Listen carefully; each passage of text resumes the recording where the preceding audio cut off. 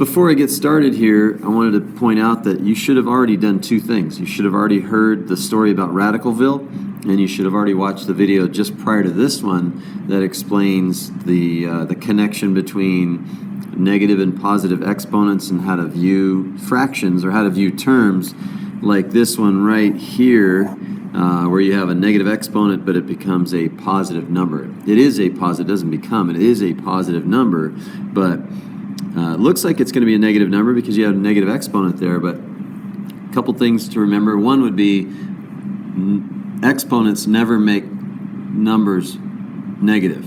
So negative exponents don't make numbers, don't make expressions negative. They have to have a negative sign out front to be a negative number. So anyway, if you ever get lost and kind of wondering and forget what you're supposed to do when you have negative exponents, please watch that video that comes just before this one. So today we're going to be talking about what you see here, rational exponents. And right here, all this stuff in this first section here, before we look at these examples, you really do need to make sure you understand what you see here. And some of the most important things that students get kind of tripped up on would be when you have a negative exponent, they think that the number is going to be negative. I already talked about that. But then this tends to become something that may be hard to remember, but just bottom line is any time you take a real number and raise it to the 0 power, I should say any real number besides 0, so actually I just did say that. So any real number besides 0 raised to the 0 power, you're going to get 1. And then the other thing this is like your bread and butter right here. If you raise a number to any exponent, to any power, you are writing that expression using exponential form. If you write any expression using radicals, then you call it radical form. So you have radical form and you have exponential form. Both of these forms provide you with the same expression. It's just they're different forms. It's like Spanish and English. You have two different languages. These are like two different languages, yet they represent the same exact number. This is, again, exponential form. Exponential, and exponent is the first part of exponential. Exponential form means you have an exponent. Okay? So let's be clear about that. The other thing about this is roots. That's what you call that number that goes right there. That's called the root. We called it an index before. It's also an index, but we also call it a root. Now, where do roots grow? Well, roots grow in the ground. So you'll always find your root when you're in exponential form underneath.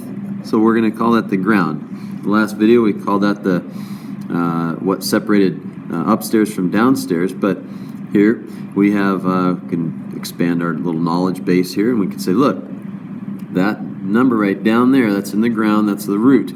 So if you're wondering, what number do I put there? Do I put the P there or the R there? Well, you put the R there, all right? And then this is important too. You can rewrite this expression that's in exponential form. You can write it in radical form. Sometimes it's nicer and more convenient to raise the A to the P power and then take the rth root, I guess you can call it the rth root of that number. Or sometimes, and most of the time actually, it's easier to take the rth root of A here and then raise all of that to the P power. So you can write these expressions whichever way helps you the most. And bottom line is you want to try to keep your numbers as small as possible. So let's keep those ideas in mind when we do these examples. Let's see how this works.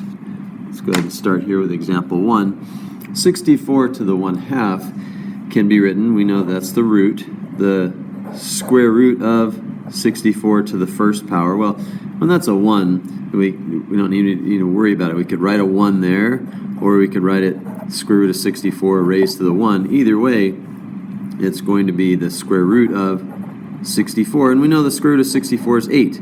So there's really very little to do there. 64 to the 1/2 is just 8 because it's the square root of 64.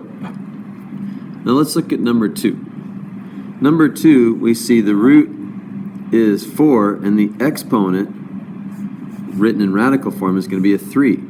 So we're going to write either the 4th root of 16 cubed, or we're going to rewrite that as the 4th root of 16.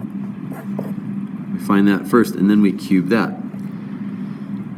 Well, I don't know about you, but what I like to do is keep my numbers small. If I take this 16 and I raise it to the 3rd power, I really don't know what that number is by memory.